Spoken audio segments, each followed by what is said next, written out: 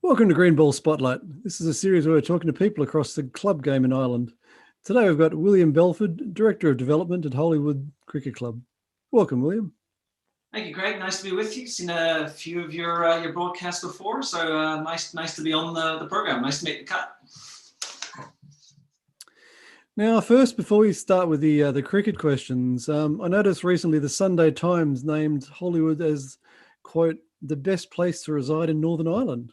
What is it about the town that makes it so a great place to live? Yeah, that didn't go unnoticed.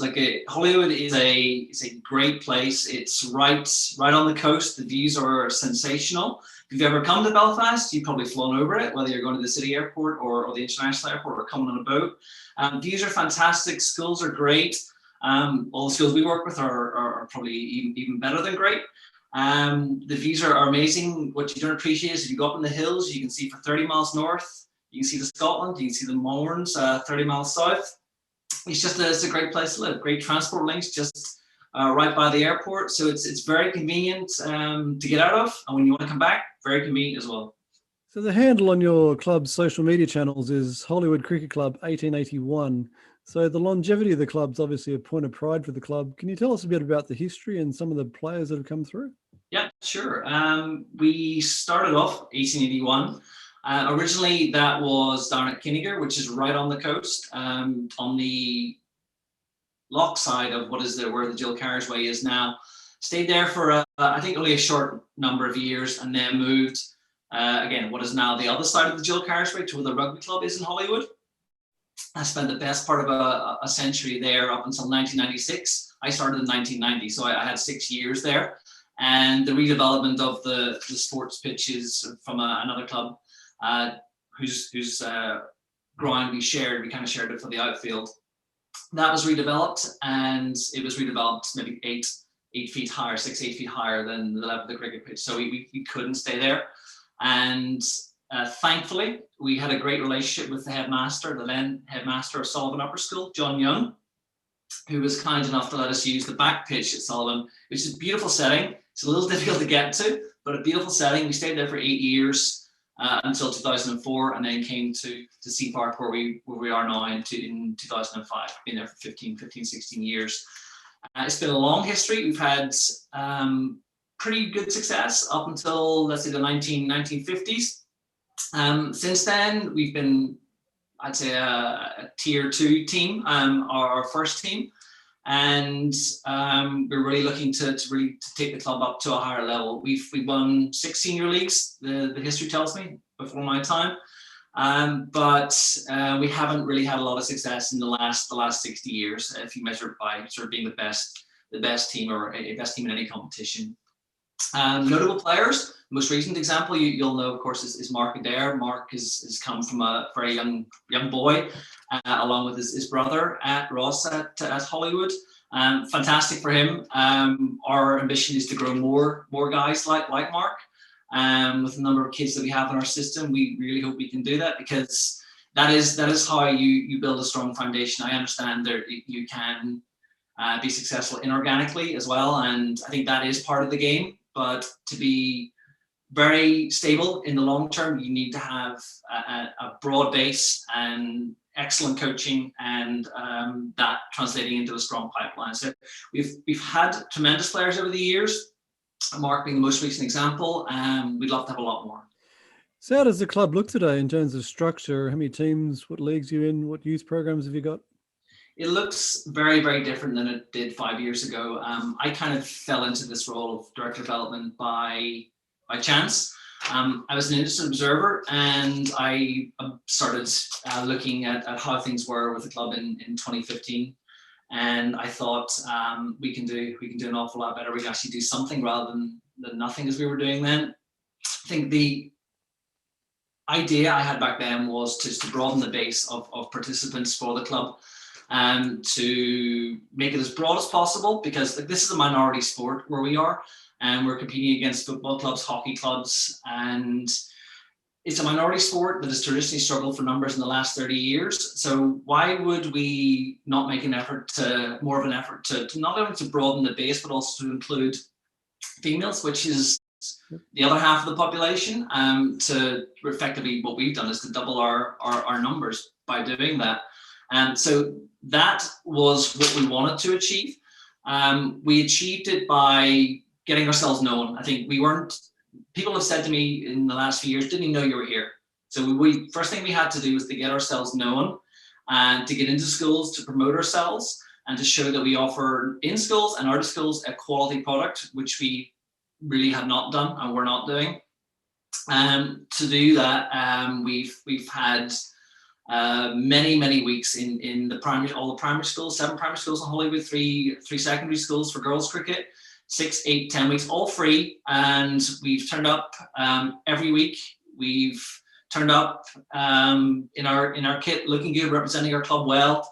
And we've also connected. What's really important was to do that. You can do that work in schools, but if you leave it to chance, the girls and boys may not come to your club. So we connected our schoolwork to our ground, our location, by hosting tournaments ourselves for under 11 boys, under 11 girls, under 13 girls, under 15 girls, all schools.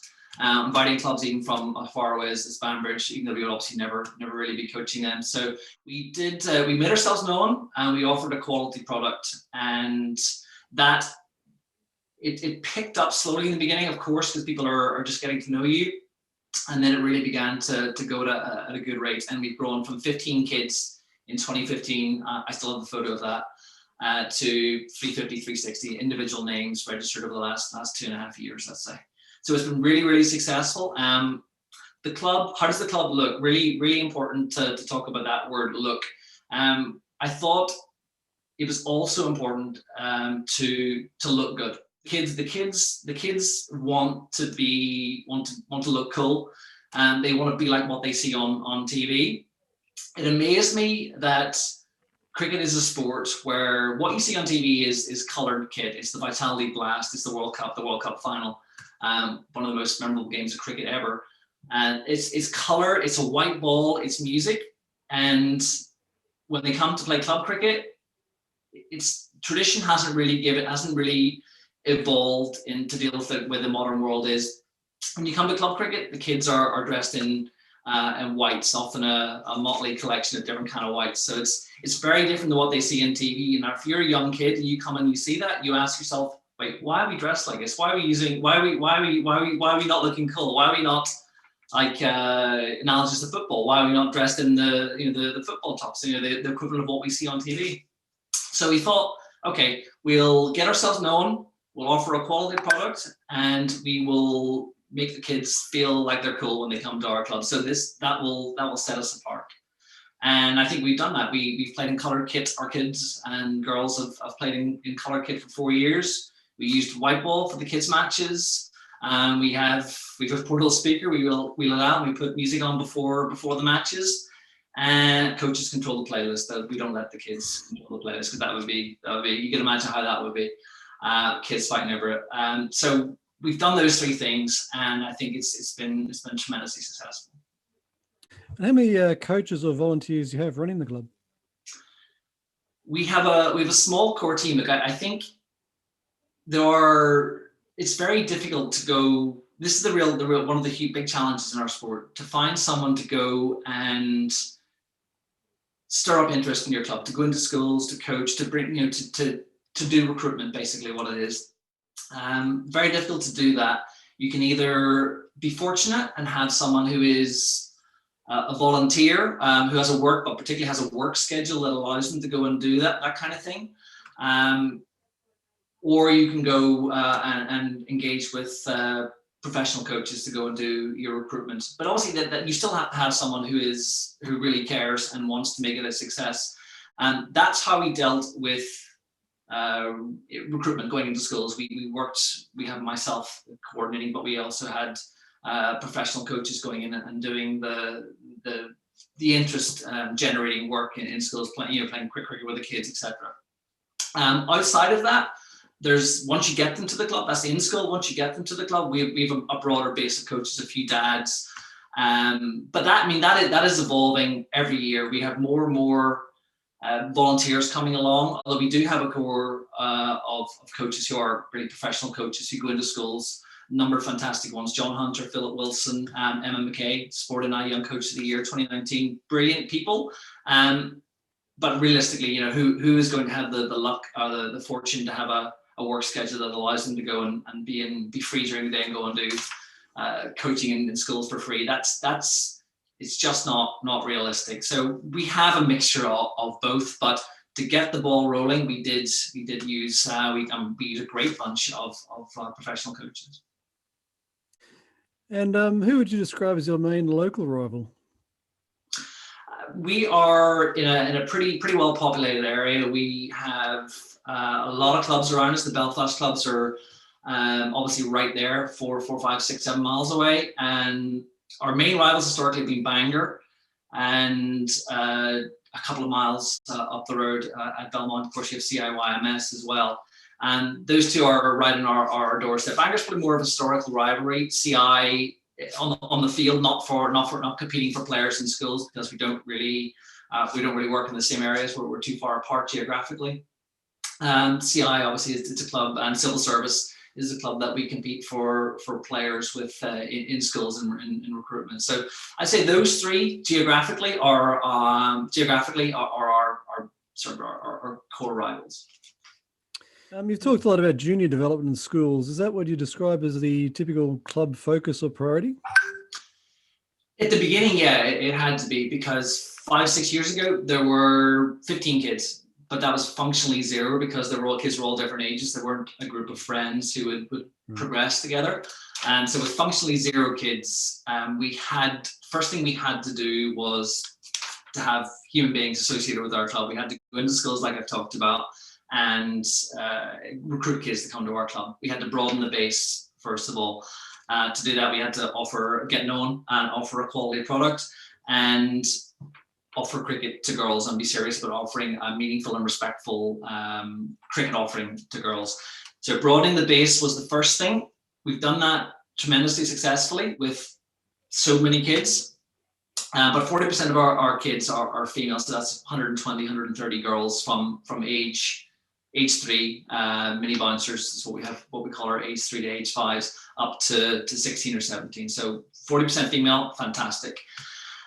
We've done the numbers bit. We've increased our pool of juniors, and they're going to get older and play in the men's and women's teams, of course, as well. But the priorities, the focus now, once that first numbers hurdle has been crossed, is to have infrastructure and to have technical coaching, because we can have minders, dad managers, mum managers. That's great, but cricket has historically struggled for quality technical coaching, and that's still the case. The next hurdle is infrastructure. We have finally made some progress in getting practice net bays at Sea Park. We'll be paying for them ourselves. Unfortunately, our council, ours in North Down, has no money to pay, which is fine. I understand budgets are tight. We are at the point where we think next month the report will come back to the council about possible sites at Sea Park for net bays, and that will be the green light, and we can then begin funding. And in an ideal world, we'll raise that money over the winter and have practice net bays at Sea Park for 2022. Infrastructure, that will take care of that. But the need that we're still working to address is technical coaching. Who can be a head coach? I can continue as director of development, but who will develop the kids? Who will take that role? And that's a huge problem for our sport, because kids come along and they can just go about their business for 3, 4, 5 years, and they just don't get any better. So we're really trying to address that, and I'm sure that'll be easier once we have proper practice facilities in place at Sea Park. What are you seeing as the growth opportunities for cricket in your region? I think for the game to evolve with the times, cricket is in schools, out of schools. It's compressed by other sports, other priorities. In school is exams, and that's obviously going to continue. Outside of school, it's compressed by other sports, pressures to go and do those sports rather than cricket. I think cricket has to evolve. It has to evolve in terms of the amount of time that it takes. You can still do the same volume, maybe in a lesser amount of time, through perhaps bowling from one end for the half of the match, and that kind of thing. I'm not focusing on that, but I'm just saying those are tweaks that can be made to allow the game to compete within the lesser time available to it. But I think big picture, it can really improve its image, put a gloss on its image by playing in color kit. The kids, I know the men's teams next year are going to go all color kit, all white ball. The kids should be doing the same thing. They should, and I think it's beginning to happen. I know more clubs are doing it. We were lucky enough to be able to do it 4 years ago. So I think if the game evolves to what the participants, particularly the children, see on TV, that will feed the eye as well, and you'll have more participants. One thing that's always struck me about the difference between younger kids cricket and older kids cricket, let's say the threshold being maybe 10, 11 years old, is you go from bashes, you go from rubber ball, softball, tennis ball, to wearing a suit of armor and a helmet and a hard ball. And I think the game goes too soon to that. I would like to see a little bit more softball played, because it allows the casual or the less skilled player to still remain involved in the game without having to go to the trouble of dealing with all sorts of extra kit. I know from our women's section that lots of mums are interested. Lots of mums that love to come along and have a bash. That's an important word, bash, because they are not. It's not suitable to have hardball for someone like that. They don't want to risk injury to a lesser degree, but they don't want to have a play under rules where they don't really necessarily get the chance to participate. I think softball options for even adults on the women's side of the game would grow the pool tremendously, and that can be delivered through bashes. But it has to be organized from the governing body and well structured. I think it's a real opportunity. Some people might see it as an insult, but I think it's a real opportunity to really expand the pool and make the game healthier through more participants. Any thoughts on the future of the game? I think we shouldn't be frightened of evolution. The world changes around our sport. We shouldn't be frightened of evolving the sport to deal with how the world is. Less time, changing priorities of the participants. Evolution is an opportunity. It's not a threat. I'm talking about evolution, not revolution. We can evolve the game to continue to be relevant and attract players. Things I talked about, shorter time frames, different rules to make the game shorter but the same volume of play, colored kit, different kinds of format, different ball types to appeal to a broader audience. Different ethnic minorities, Asians are very keen to play softball cricket, and that would also relate to the casual participant, the mum who wants to play with their daughter, and the softball opportunity would be a better fit for them. So I think evolution rather than revolution, but there must be evolution to continue to be relevant. And finally, in one sentence, if you had to give one piece of advice to clubs about attracting and retaining kids in the sport, what would that be?